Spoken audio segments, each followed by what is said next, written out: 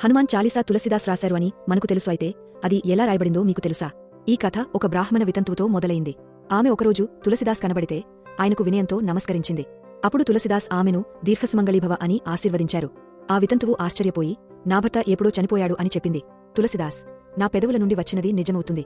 నేను మీ భర్తను తిరిగి బ్రతికిస్తాను అని సమాధానమిచ్చారు. ఆయన రాముని పేరును ప్రార్థించి అద్భుతంగా ఆమె భర్తను పునరుద్ధరించారు. ఈ అద్భుతం విన్న అక్బర్ చక్రవర్తి తులసిదాస్ను పిలిచి తన ఆస్థానంలో ఒక అద్భుతం చేయమని అడిగాడు. తులసిదాస్ వినయంగా, నాకు రాముడు మాత్రమే తెలుసు అని బదులిచ్చారు. అక్బర్ రాముడిని తన ముందు కనిపించేలా చేయమని పట్టుబట్టాడు. తులసిదాస్ తిరస్కరించారు.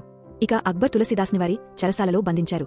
తులసిదాస్ ఖైదులో ఉన్నప్పుడు హనుమాన్ చాలీసాను కంపోజ్ చేసి 40 రోజులపాటు నిరంతరం పయించాడు. దానికి ప్రతిస్పందనగా కోతుల సైన్యం నగరంపైకి వచ్చి ముస్లిం మతపెద్ద హఫీజ్ను నాశనం చేసింది. అక్బర్ తులసిదాస్ యొక్క అద్భుతాన్ని గ్రహించి తులసిదాస్కు క్షమాపణ చెప్పి జైలు నుండి విడుదల చేశాడు.